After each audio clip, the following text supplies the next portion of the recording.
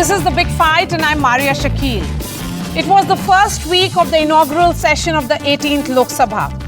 542 representatives of people of India showcasing the diversity and complexities of our nation entered the new parliament.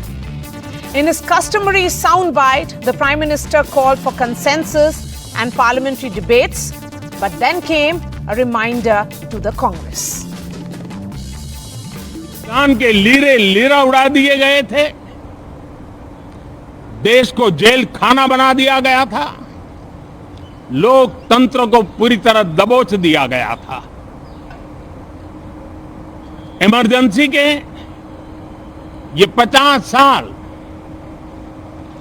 इस संकल्प के हैं कि हम गौरव के साथ हमारे संविधान की रक्षा करते हुए भारत के लोकतांत्रिक परंपराओं की रक्षा करते हुए देशवासी संकल्प लेंगे कि भारत में फिर कभी कोई ऐसी हिम्मत नहीं करेगा जो 50 साल पहले की गई थी। It had opposition up in arms. The 18th Lok Sabha has an opposition with renewed strength, and they have signaled right from the word go that they would keep a hawk eye on each and every move of the government. The first session is in fact marked by mutual hostility that carried over from the campaign. The NDA and the India bloc sparred over the selection of the pro tem speaker, and then came the face-off over the speaker's post. The opposition had expressed willingness to support the NDA's candidate in return for the post of the deputy speaker. Opposition ने clearly कहा है, राजनाथ सिंह जी का खारगे जी को phone आया, राजनाथ सिंह जी ने खारगे जी से कहा देखिए आप हमारे स्पीकर को सपोर्ट कीजिए। ऑपोजिशन, पूरी ऑपोजिशन ने कहा है, हमने सब के सब से बात की है, पूरे ऑपोजिशन ने कहा है कि हम स्पीकर को सपोर्ट करेंगे, मगर कन्वेंशन ये है कि डेप्यूटी स्पीकर ऑपोजिशन को मिलना चाहिए। Speaker Om Birla, after his re-election, called out former Prime Minister Indira Gandhi and the Congress for the dictatorship, quote unquote, that was imposed. The horrors that marked those 2 years between 1975 and 1977 of the emergency. The opposition, with Rahul Gandhi in his first constitution role as the leader of opposition, met the speaker registering their protest. What followed was further reminder of 50 years of emergency, this time from the President in her joint address to the Parliament. The NEET issue united the opposition further, leading to pandemonium in both the houses. 18th Lok Sabha has different dynamics. One clear message from the mandate of 4th of June was balance of power, that a section of voters were apprehensive about majority power impacting the constitution, a potential change in constitution as the narrative was built. The mandate though for the NDA, but it is also a mandate for the opposition to push for debates and deliberations. So with daggers drawn between the opposition and the Treasury benches in the very first week, who is reading the mandate correctly? And is the 18th Lok Sabha starting at a point of complete distrust where the 17th Lok Sabha ended? And who will walk that extra mile for the people of India? Because viewers, it's you and me who want healthy discussions in our parliament. Let me bring in the guests now. Jabi Mathur is Rajya Sabha MP of the Congress party. We have Praveen Khandelwal, Lok Sabha MP of the BJP. Nalin Kohli, national spokesperson of the BJP, here in the studio. Sushmita Dev, Rajya Sabha MP of the TMC. We also have Binoy Viswam, Rajya Sabha MP of the CPI. Shambhavi Chaudhary, Lok Sabha MP of the LJP, Pawan Verma, former MP, and Rashid Kidwai, senior journalist. I'm going to begin with you, Nalin, here in the studio. 17th Lok Sabha and 18th Lok Sabha are different. 18th Lok Sabha is about coalition government which is in power. Are you reading the mandate correctly with the manner in which the House has functioned so far? Everyone is entitled to read the mandate as they wish. But let me put it in the manner as I see it. The 17th and 16th and 18th, all Lok Sabhas have seen a coalition government. The difference is that the BJP had a majority in the 16th, 17th, does not have a majority on its own in the 18th. But what is also common to all the three Lok Sabhas is that the vote was for Modi in 2014, the vote was for Modi as Prime Minister in 2019, and the vote is for Modi to continue as Prime Minister in 2024 also. So there's no change. What I think is a change is an increased numbers for opposition parties. So let's take the Congress. The Congress between the 16th, 17th and 18th, 2014, 19, 24, collectively in three Lok Sabhas is less than what the BJP has got as its lowest share in 2024. So I think the message is that the continuity of the Modi government, the work that he started must continue. He must build on that. If the opposition feels that the Modi government is not to perform in the manner as it has performed, they are in, well, they are misreading it. Someone has to walk that extra mile. Here the question is, who will do that? One expects the government to do so, but they are of the opinion that they have the mandate. So is the opposition not reading the mandate correctly? Government has a set of responsibilities, so does the opposition. The role of the opposition, the duty of the opposition is to be the voice of the people and to bring in the subjects and issues that matters to the people to the parliament and raise it and have a say and put forward the thoughts, the views of what the country feels about it. Now we will do that, and the mandate clearly, Nalinji has put it very lightly, but we would like to, I share a different view that this mandate is definitely a clear warning to the BJP and also to Prime Minister Modi ji, and it is not something to be taken lightly, because it's a very clear signal that if the government do not take sufficient measures or be careful enough, this is going to be not a very easy ride for them. And the people of India have clearly, by not giving that 400 par, it is very clear that they do not have what they had in earlier. So our role is to raise issues. Currently the most important issue is NEET issue, and we are taking it up, but even that is not being allowed. Opposition leader Rahul Gandhi's mic is being muted. Mallikarjun Kharge ji has to go into the well to make his voice heard. I mean, the kind of magnitude to which we have to go, the extra mile, as you say, we have to go. We are ready to go miles and miles to ensure our voice, the people's voice, is heard and the issues are discussed in the parliament. This point that is being made by Jebi here, you have the leader of opposition in the Lok Sabha standing and he doesn't get a chance to speak. You have the leader of opposition in the Rajya Sabha standing at his chair and he doesn't get a chance to speak. So what exactly is this functioning of parliament? 3 quick points. I think I'd just like to disagree with Jebi ji on one comment that the opposition is the voice of the people. I disagree with that completely. Every member of parliament is the voice of the people that he or she represents. So a member of parliament is the voice of the people. Collectively there is a government and collectively there's an opposition. So I think if the opposition believes that we are the only voice of people, it's misreading democracy in its totality. Forget about the mandate. The second part to it is that the Lok Sabha leader of opposition had to go into the well. Let's look at it in another way. Prior to this Lok Sabha, there was a debate. I distinctly remember Prime Minister Modi was there for 2 days listening to everything the opposition said. When he stood up to speak, there was sloganeering. They were not allowing him to speak. And through his speech, he had to hear slogans. So I think we have to understand, yes, there is a role of the opposition. We respect that. But both have to also work in tandem. It can't be one way or the other. Okay. So here is the government says that it is the opposition which believes in my way or the highway. Sushmita Dev, a response from you on this. There's nothing as my way or a highway.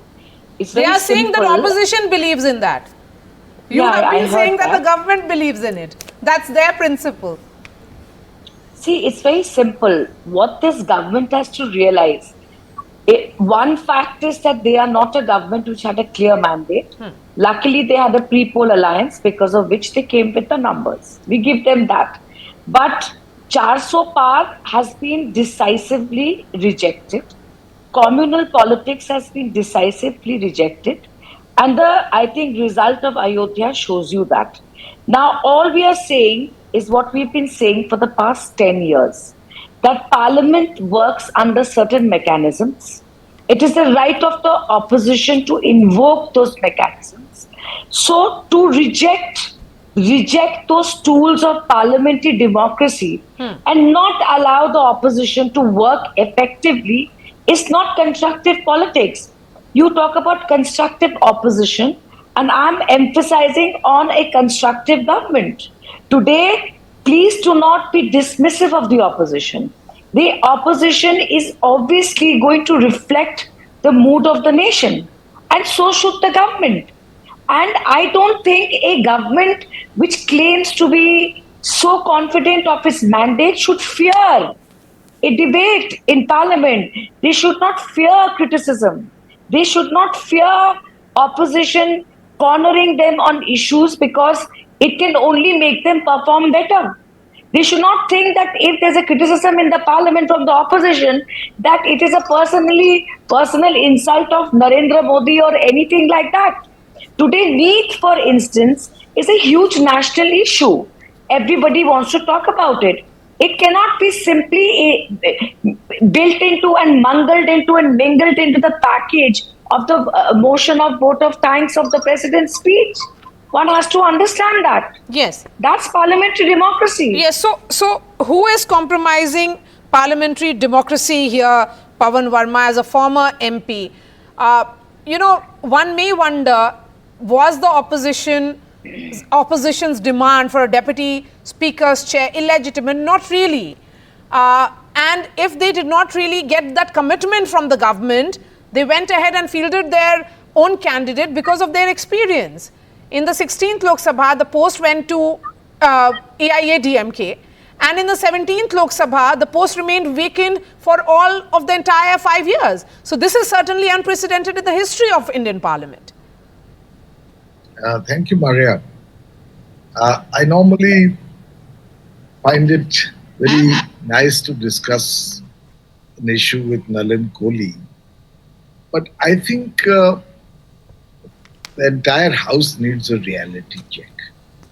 Things have changed from 2014 to 2019 and this parliament. Not that the Modi government in a coalition has not got a mandate for the third time, but it's very obvious that the mandate is far reduced from their expectations, forcing them to be a coalition government and not an absolute majority on their own. Now, in such a situation, the opposition is much stronger. We need statesmanship. We need the ability to build a consensus in a scenario where things cannot be as they were before. I would think, if you ask me, for the speaker who was elected, Mr. Om Birla, to read out a statement as his first statement on the emergency, I don't believe it was needed or appropriate. It could have been raised by the Treasury benches because it starts on a confrontation. I also believe that if the speaker's post has gone to the ruling coalition, it would be good form, good grace to grant the deputy speaker's post to the opposition, and in the opposition, if required, to the largest opposition party. Because if your aim is to make parliament function and not reduce it to a confrontational cacophony where little work is discussed and no substantive discussion takes place, then it's another thing. But if you want parliament to function and to have reasoned debates, I don't think this is going to be very successful if the government behaves nothing has changed. The government's People want governance. People want governance. Yes, the government's intention is also not that of perhaps running the parliament, having opposition on board, is the sense that you get from the inaugural session so far. Nalin. So, thank you for those kind words, Pawanji. I think we share that mutual respect for each other. But let me pick the last point, because I think that point, when you speak about the speaker and a good gesture of, handing the deputy speaker's post to the opposition, would be something that either has to be supported by convention or bonhomie. Now, in convention, there isn't something like that. There is convention. No, let me just come to it. Yes. Let me just come to it. Because we looked at, say, state after state. And in every state where the Congress is there, the speaker, deputy speakers from there, the DMK speaker, deputy speaker from the same party, Trinamool Congress speaker, deputy speaker from the same party. We are talking about States, parliament. maybe. But then I think the convention, in terms of the two posts, whether in a state legislature or a parliament, is about a norm that you adhere to. There is no such norm. Now, if it had to be like that, there isn't that bonhomie, you can't put it down as a demand. This is something that the two sides, and as I say, parliamentary democracy needs both the sides, both the hands to come together. So who is ensuring that the hands come together? Who's making that extra effort? I don't see it coming from the Treasury benches, certainly. Go ahead, Sushmita. See, Maria, first of all, let me point out one thing. That the last term, there was no deputy speaker. Yes. I hope everybody on board on this show knows that. That itself is questionable. Anyway, be that as it may, Mr. Kohli is a lawyer by profession, understands the law very well. Pawan Verma ji is an eminent author, has been a parliamentarian himself. There's nothing as a weak opposition. Opposition numerically is always going to be behind the Treasury benches. That's why they are in the opposition. But you see, when you talk about emergency, you pull out these examples from history. And I'm sure that Pawanji will support me in this. There is always that example that comes back to me when Pandit Nehru allowed a special session when the Indo-China war was happening, but Vajpayee ji was leading Jan Sangh Party with just 4 MPs. And he agreed to an open discussion in the special session, whereas there was a proposal to make it secret. He went public with it. That is an exemplary thing for all of us to look back at. To look back at the emergency, it's like me saying, oh, Narendra Modi actually was on his watch that one of the largest genocides happened in 2002 Gujarat riots. Yet Narendra Modi ji went on to win the election. Now, if I keep bringing that up, if I am in power, why are you not moving ahead? Because when you say the youth of the nation, and you understand the pulse of the youth of the nation, they were not even born when emergency happened. While it is important to remember, but why bring it repeatedly is the point. So I'm going to come back to all of you, but we have Shambhavi. Yes, go ahead, ma'am. Maria, one example I'm giving. Yes. Today, if from the Treasury bench, they turn around and tell us that why are you taunting us on coalition? You ran a coalition government for 10 years, UPA 1 and UPA 2. We can't say anything. We can't say anything because the Congress ran a coalition government for 2 full terms. But to go back to emergency is in bad taste. Okay. It is not relevant. It is not relevant. Okay. It is No, because emergency is one point, and we also want to understand the role of the Rahul. The only reason they brought it up is BJP deep down in their heart knows that the reason unko 400 पार नहीं मिला is people thought इनको 400 पार मिलेगा तो ये संविधान बदल देंगे. That's why they brought up emergency. Okay. That's so what do first-time MPs think? Because we have 2 first-time MPs on the show as well. So let me bring them as well. Shambhavi, first-time MP from my home state of Bihar, LJP. You represent.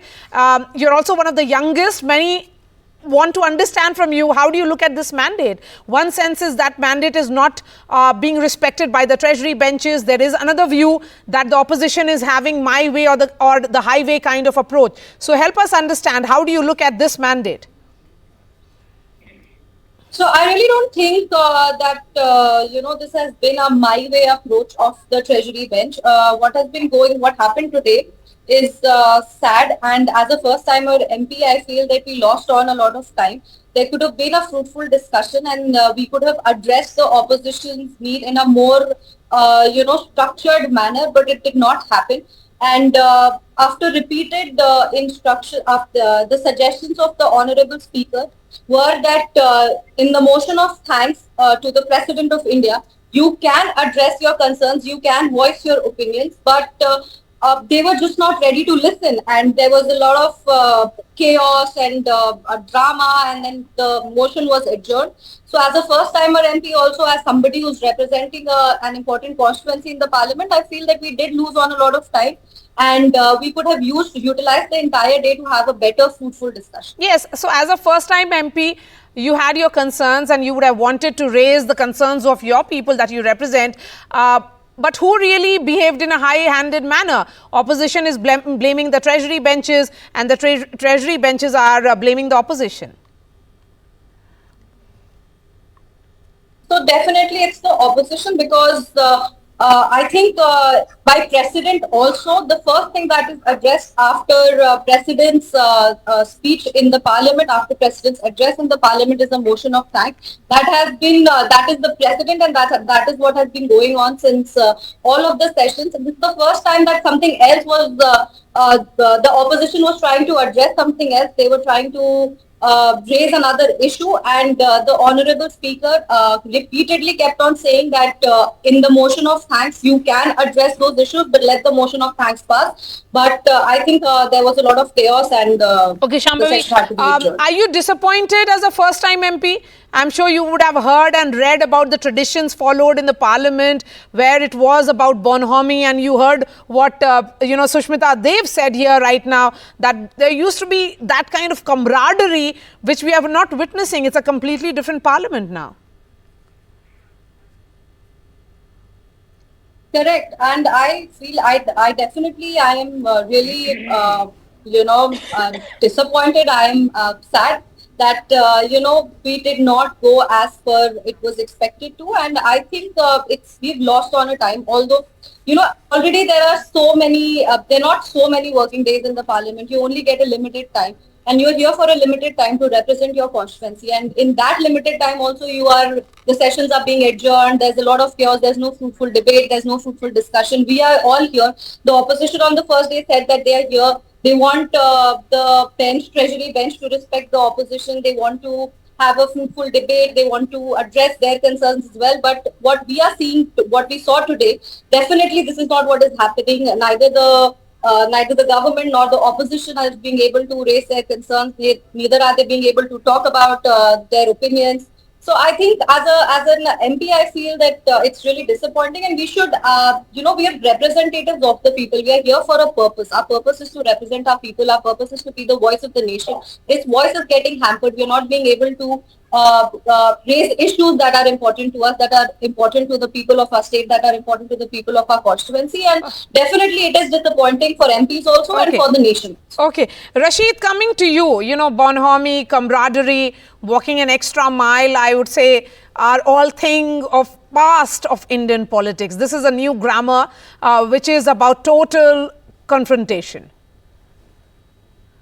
Maria, I think the title of the program is Big Fight, and here there is no big fight taking place. All our London friends are making a very kind of politically correct postures. The real problem, Maria, as we see as reporters, is a real problem is at the top. The trust deficit between Prime Minister Narendra Modi and the leader of opposition, Rahul Gandhi. In fact, the BJP's script has vis-a-vis Rahul Gandhi has gone horribly wrong.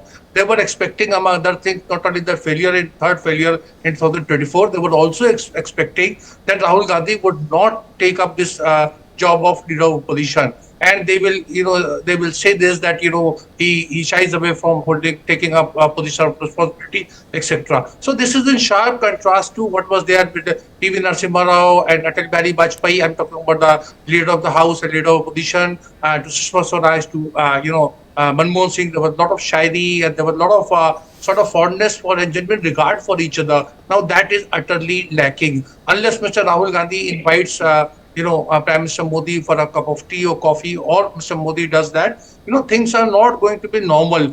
We have witnessed to it, Maria, that BP Singh and Rajiv Gandhi's relations were also very curt and very tense, and there was a whole background to it. But they also sort of learned to, accommodate each other. It was a temporary phase, but it worked. So we don't see that. Unless that is not going to happen, all these things are going to be there. It's not a, Parliamentary Affairs Minister cannot manage all these things, because unless the relationship, functional relationship, I'm saying, between Rahul Gandhi and Narendra Modi is sorted out.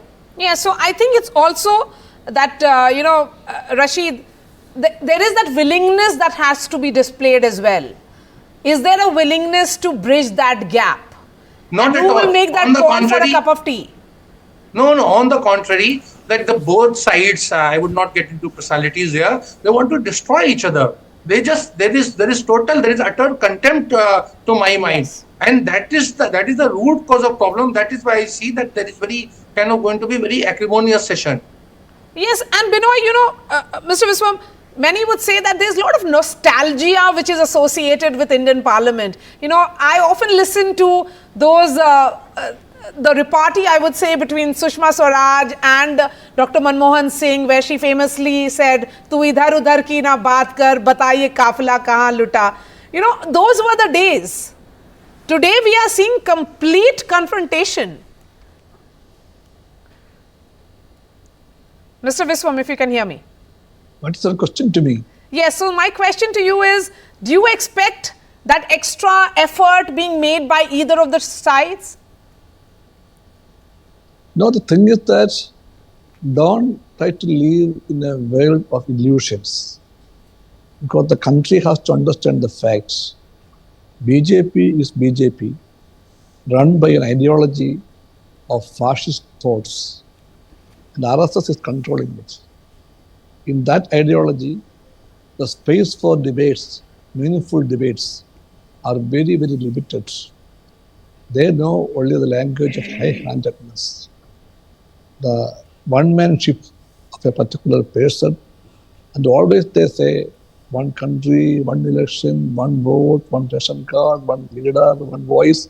This is the practice in this country since last 10 years. And that ideology is not having any kind of respect for a parliamentary democracy. For them, democracy itself is an absurd word. They consider the parliament as an unnecessary thing. Of course, our Prime Minister time to time say that it is the temple of democracy, and he claims that this is the mother of democracy, our great India.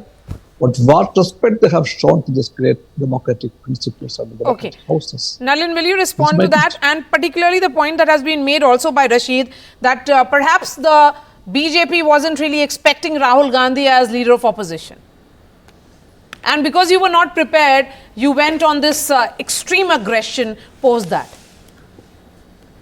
So, Rashid Bhai, of course, is a journalist in that sense and a commentator. So, he has the liberty and the flexibility to have a very liberal interpretation of any situation. Who's the BJP to decide who the leader of opposition is going to be, and why should we? It's for the opposition to decide. It's a good thing if Mr. Rahul Gandhi, after 20 years, has decided to take a post. That is for the Congress and the opposition to do so. And why would we want to determine who will that the person be? One. Two, on Mr. Viswam, he's of course a very senior person. But since he referred to the BJP as a fascist, I'm sorry, but again, as a student of history, I find it fascinating that Naxalism and its beautiful ideology of distributing flowers through guns is something that, I really can't relate to. So the only fascist element that we see is the Naxals who have been fighting movements, and those who have, through Nalbari days, whatever, followed that ideology. So we'll keep that aside. Let's come back to Parliament. Yes, I think an important point has been made in a bipartisan manner, I will accept, that there has to be a working mechanism or relationship between the two sides. Yes. It's in the interest of the institution, it's in the interest of democracy. And I personally, being an optimist at heart, do believe that it will come sooner than later. I think the opposition is through a phase of having numbers that they hadn't seen in 2 elections, and therefore is feeling rejuvenated, perhaps a little more exuberant, and perhaps have made an incorrect assessment that now Prime Minister Modi and his government will function in a different way. Whereas the BJP, from its perspective, its position, as I see it as a spokesperson, is that we were elected to continue doing the work because we are in government, we are not out of government, and there's no threat of us being out of government at least till 2029, the next election. Okay. And then we'll see. Okay, let me get a reaction from Jebby and also from Sushmita. So, Jebby Mathur, first to you, ma'am.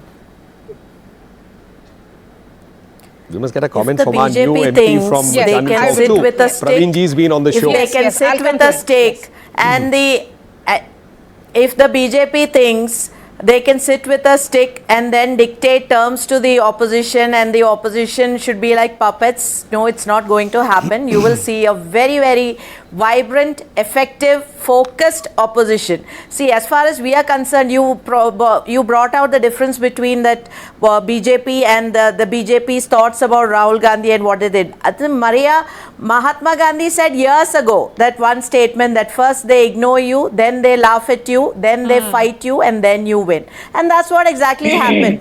They did everything. They first ignored, then they laughed, then they fought, and now it's the days, it's the years, it's the weeks, it's the months of Rahul Gandhi and the India Alliance and the Congress party. And see, there are some certain facts which cannot be ignored. Paper leak is something, it did not happen one fine morning now. Congress in its manifesto very clearly stated this as a big issue and that we will put in place systems to check and ensure that this doesn't happen. So Congress always had a plan to ensure that this paper leak issue is addressed in the best way. So we will continue with our stand, and this cannot be ignored, and taking youth voice or the concerns of the youth, that is, we cannot take it like that. It is a big issue, a very burning issue. It concerns generations. So we will continue with our fight, no matter what BJP thinks and how they want us to be. The point being made by the Treasury benches, and something that was reflected also by the chair, was that during the motion of thanks to the President's address, all these issues can be raised. Because the President also mentioned NEET in her statement. Could the opposition have started the discussion so that, you would have got a chance to speak on it? See, Maria, we have this rule book. Okay?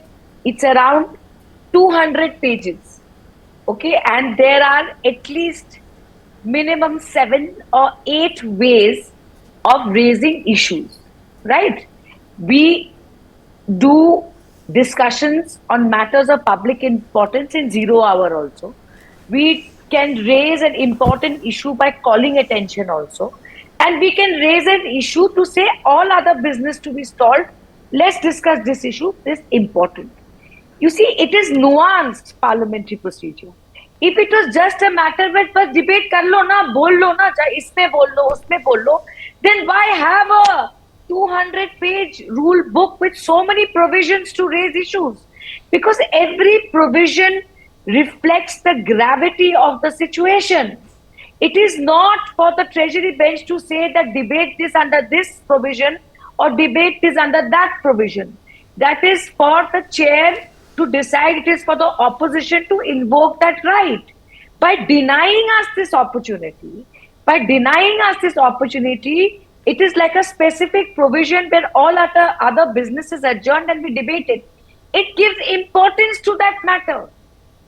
You cannot compare it to a 40-page speech read out by the Honorable President of India, where one para 20 says that, to a provision which gives you a complete 4-5 hours debate only on a single issue.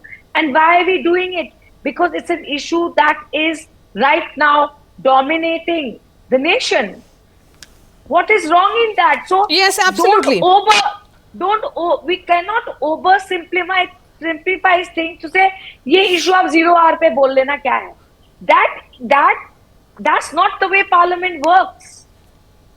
That is what the BJP is. Let me bring in Praveen Khandelwal, also Member of Parliament of the BJP. Mr. Khandelwal, one question that is being raised is that the responsibility to run the House is on the Treasury benches.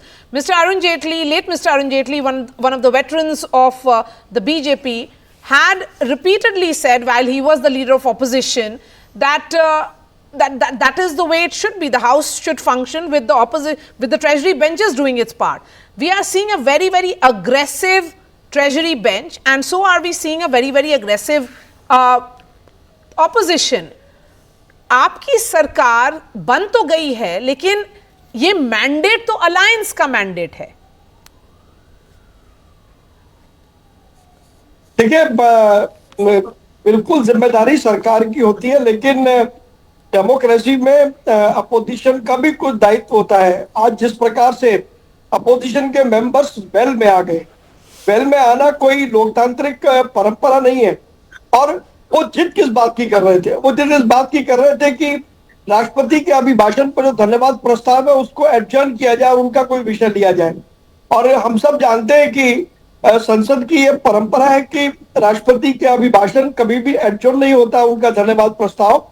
तो opposition को समझना चाहिए था, लेकिन opposition political scoring करने के लिए और यदि संसद की परंपराओं का और मान्यताओं का पालन नहीं करेगी तो जिम्मेदारी किसकी होगी? निश्चित रूप से अपोजिशन की जिम्मेदारी है, उन्हें कोऑपरेट करना चाहिए था और संसदीय परंपराएं जो है उसका पालन करना चाहिए. प्रवीण जी, स्पीकर के रोल पर भी बहुत सवाल उठ रहे हैं कि स्पीकर जो एक बाई पार्टीजान चेयर है, उन्होंने एक रेजोल्यूशन क्यों मूव किया इमरजेंसी के अगेंस्ट, और उसके वजह से उनके जो बायसेस हैं वो भी शायद विजिबली अब दिख रहे हैं. हम सब स्पीकर श्री ओम बिरला जी के बारे में जानते हैं. पिछले 5 साल उन्होंने जिस प्रकार से निष्पक्ष होकर के सदन चलाया वो हम सबके सामने है. जहां तक इमरजेंसी पर रेजोल्यूशन को मूव करने की बात है, तो इमरजेंसी इस देश की डेमोक्रेसी पर या इस लोकतंत्र पर वो काला इतिहास है. और वो लोग जिन्होंने इमरजेंसी की यातनाओं को भुगता है, मैं और मेरा परिवार भी उसमें से एक है. कम से कम पार्लियामेंट के सदन पर ये बात आनी चाहिए थी, और क्योंकि वो 27 जून थी और उस दिन इमरजेंसी लगी थी, तो अगर स्पीकर ने कोई रेजोल्यूशन मूव किया है तो मैं समझता हूँ उसमें कहीं कोई गलत नहीं किया. उन्होंने उस कलंकित इतिहास को एक बार याद करने की कोशिश की है ताकि भविष्य में कोई दोबारा उस प्रकार का हालात देश में पैदा न कर सके. Okay, Sushmita, correct me on this point that has been made by Praveen Khandelwal of the BJP, that whenever there is a discussion on motion of thanks, there cannot be any adjournment motion? I don't think that's true. I don't know whether Mr. Pawan Verma will back me on that. That is not true. It's an emergency provision that can be invoked at any time. Okay, it can be invoked at any time. Now, the question is, NEET, what has happened is one of the biggest scams where there is prima facie evidence which says that crores of rupees have changed hands. And it's happened on the watch of an education minister who first started by saying, this is motivated, this is motivated. Now CBI is arresting people who are saying, I paid 40 lakhs, I paid 50 lakhs. NTA was the creation of the NDA government. Arun Jaitley ji had introduced it. For what? To bring in efficiency and a world-class standard. Today it's become an international shame. And let me tell you why. Because NEET is held not just in this country. There are centers abroad. Can you imagine, Naria, what is happening? In various cities overseas, these exams are held for medical students. Pawan Verma, the NTA, because multiple exams have been cancelled or there are allegations of paper leak, not just of NEET, NET and other exams. There are over 2 crore students and youth who have been impacted by it. So can an adjournment motion, because it's a very, very technical thing and I want to understand from you, and Sushmita has said that you'll be backing her because you are a veteran at this and you understand how systems work better. So can an adjournment motion be moved while there is a discussion on motion of thanks going on? Or because the motion of thanks discussion hasn't even begun? Thank you, Maria. I think we have to understand the President's address is an umbrella record of the working of the government, and she speaks on behalf of a script prepared by the government. In her speech, she has covered aspects like NEET, So whether you raise a separate adjournment motion, which I believe this subject deserves and is allowable, if the government, if the Treasury benches are cooperative, because it's a burning issue that is affecting the lives of crores upon crores of the young in India. But whether they move an adjournment motion or speak disproportionately on this issue in response to the president's address, either way, introducing me into the discussion cannot be disallowed. Today, if I make my two quick points, Yes. you see, it started with the emergency. Now, my only point is this: how long can you keep resurrecting the wrongs of the past to deflect attention from the wrongs of today? There must be closure, and there was no need to again bring it up, and that too by the Speaker himself. It could have been raised by the Treasury benches. Secondly, you see, if the role of the opposition in raising an issue which it considers important is summarily dismissed, I am reminded of a simple couplet of Ghalib. हर एक बात पे कहते हो तुम कि तू क्या है, तुम ही कहो ये अंदाज गुफ्तगू क्या है. If there is no give and take, No, there is no guftagu only here. there is no guftagu. Yes. So if the opposition says this is an important issue, and I reiterate, and Arun Jaitley ji, who is a personal friend of mine, as was Sushma Swaraj ji, used to say it often when they were in the opposition, that it is the responsibility of the Treasury benches to run the House. What does that mean? It doesn't mean that the opposition doesn't have to cooperate. It means the Treasury benches have to go that extra mile to take the opposition into confidence to build a desirable consensus.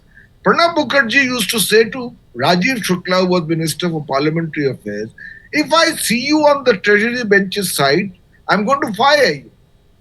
You must be seen with the opposition trying to build bridges. If the approach of the government is to carry the opposition along, some conciliatory and I would think gentle gestures need to be made. Otherwise, we will see once again a totally washed out parliament session. And who's suffering? I ask this question again and again because we have people's representatives sitting here. Governance is suffering. In the national capital of the world's largest growing economy, Yes. there were people running for water. Now people are flooded. Next 2 months we'll have pollution. Lakhs will gasp to breathe. Who is tackling inequality? Who's tackling price rise, unemployment, rural distress? If this is the way we continue to use parliament. Okay, before I bring in Nalin, I have a word. Let me get to Mr. Praveen Khandelwal on the point that has been made by Pawan Verma.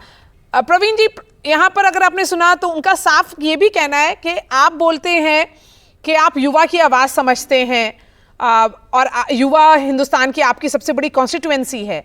जो एक शख्स उस वक्त emergency के time में ज़्यादातर युवा मौजूद भी नहीं थे, तो आप एक ऐसे इरा की बात कर रहे हैं और बार बार उसको दोहरा रहे हैं जो लोगों को याद भी नहीं होगा. मारिया जी, ये जो जनरेशन है, इस जनरेशन को ये पता होना चाहिए कि इस देश में लोकतंत्र के साथ कब कब क्या क्या हुआ. 1975 से लेकर के 1977 तक 2 साल देश में जिस प्रकार से संविधान का मखौल उड़ाया गया, जिस तरीके से इमरजेंसी थोपी गई, और आश्चर्य तो यह था कि जिन्होंने संविधान का गला घोटा वो संविधान लेकर के और पार्लियामेंट के अंदर बड़ी बड़ी बातें कर रहे थे. तो ये जो हमारी जो जनरेशन है, यंगर जनरेशन है, इस जनरेशन को ये बताना बहुत जरूरी है कि देश में डेमोक्रेसी के साथ कब कब क्या क्या हुआ, ताकि उन्हें भी याद रहे कि इस प्रकार के हादसे भी इस देश के अंदर हुए हैं जब लोकतंत्र का गला घोटा गया. तो अगर स्पीकर ने ये कहा है, क्योंकि स्पीकर सदन के गार्जियन है, सदन के साथ जब सदन को सस्पेंड किया गया, इमरजेंसी लगाई गई, तो सदन के गार्जियन का ये कर्तव्य है कि वो लोगों को बताए कि सदन की ये मर्यादाएं हैं, इस मर्यादा का उल्लंघन नहीं होना चाहिए. तो उन्होंने जो किया, सस्पेंड करने का तो वो भी एक सवाल उठता है जो बार बार दोहराया जाएगा. Yes, you wanted to come in, Sushmita. Yeah, because I have to be somewhere. ये खंडेलवाल जी has let the cat out of the bag. You know, Hindi में बोलते हैं पर्दाफाश हो गया. तो इन्होंने they purposely bring up this emergency thing so that people don't forget what happened when Indira Gandhi was there and why is the opposition holding the constitution in their hand. That is the modus operandi. It is nothing else. He's let the cat out of the bag. And the speaker, I agree with Pawan Verma ji. Today, if somebody from the Treasury bench stood up and said it, it is all right. It's an adversarial debate. Debates are inherently adversarial.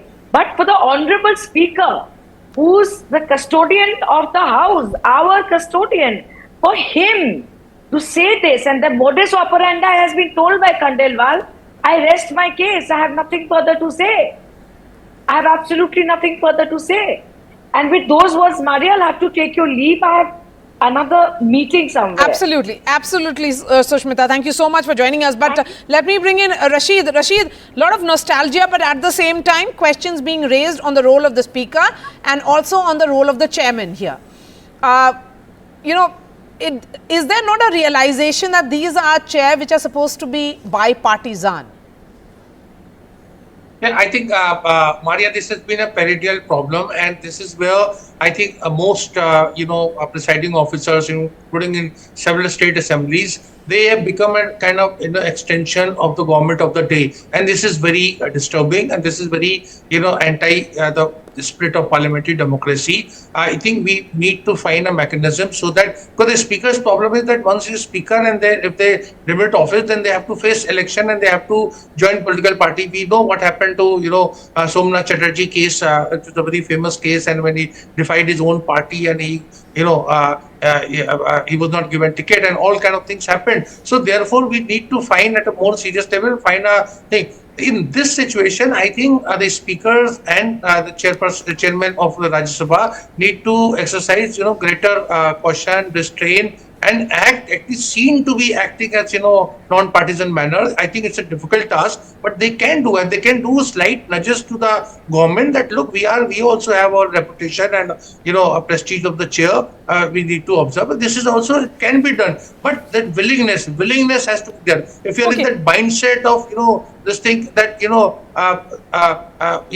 we versus they, that kind of try to otherize others, then this is not going to solve any Binoy problem. Viswam wanted to come in. Please go ahead, sir. No, the point is that what's the meaning of a presiding officer in a parliament house? May it be the Lok Sabha or Rajya Sabha. They are not supposed to be the voice of the ruling benches only. They are the people to ensure that the rights of the opposition will be treated in the proper sense. But what we see today in both the houses is that the chairman or the speaker, they are acting only at the behest of the ruling benches and the Prime Minister and his office. The PMO is not the parliament. The BJP cannot be the parliament. This parliament is of the people. And that parliament has the right to uphold the principles of democracy, of the constitution. What we see today is that they are demanding the presiding officers to strangle down the voice of the opposition. We have witnessed it many a time in the parliaments. Always the government is keen to use the office of the presiding officers to silence the voice of the opposition. Who are we? We are there to represent the people's anger, people's anguish, people's concerns. It's our right. And we are trying to use that right only as per the rule book, which is the Bible of the parliament. As long as in the rule book there is a provision for 267, adjournment motion, in the Rajya Sabha, it is our right to use that opportunity to bring into the House for a debate the issues and concerns of the people of this country. Needs is the real issue that confront the people of this country today.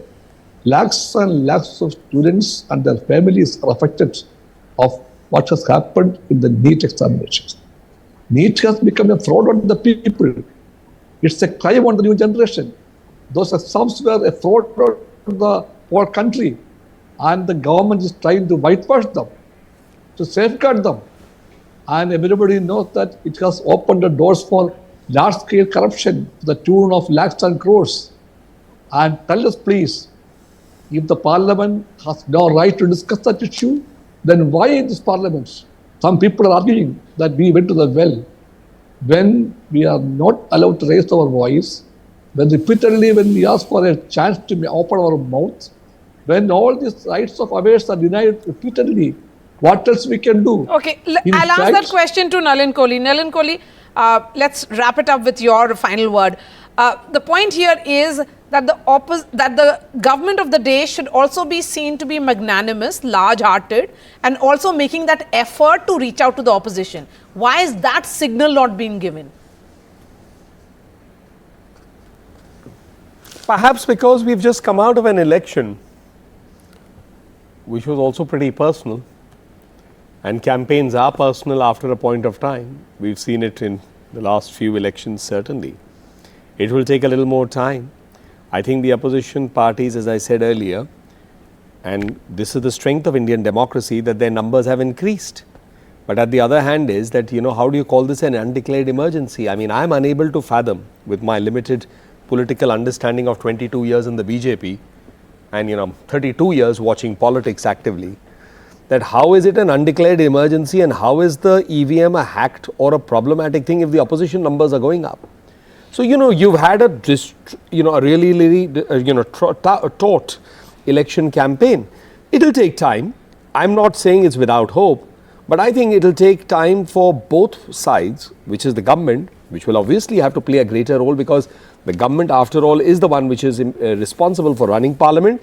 But the opposition can't expect the government to just bend over backwards. Will the government also make an effort to bridge the gap? No, that's why. Will the government also realize that 17th Lok Sabha and the 18th Lok Sabha are different? Will that extra effort be made is the question that I ask. No, therefore, you can't expect the opposition that the government is going to bend over backwards to accommodate them. So that's very clear. It's only गले में घंटी कौन बांधे? ना इधर उधर की तो बात कर रशीद इसी पे एंड करते हैं. Yes, absolutely. बता ये काफिला किधर? Thankfully, काफिला अभी लुटा नहीं है. There's lot of plenty of time in this 18th Lok Sabha. But I think the real problem is Maria के गले में घंटी कौन बांधे? See, the opposition is very shy of, reaching out to Prime Minister because they are not sure. And I said the Prime Minister is also not sure how opposition would view their gesture. And that is, of course, an issue of inclination and mindset. Yes. All right. Thank you so much. Let's end it on a note which is very, very pleasant, unlike what we see happen in Parliament. Thank you so much for joining us. Jabi Mathur, Praveen Khandelwal, Sushmita Dev, Binoy Viswam, Nalin Kohli, Shambhavi Chaudhary, Pawan Verma and Rashid Kidwai. Thank you for your time. That's all from me on this episode of The Big Fight. I'll be seeing you next week. Thanks so much for watching.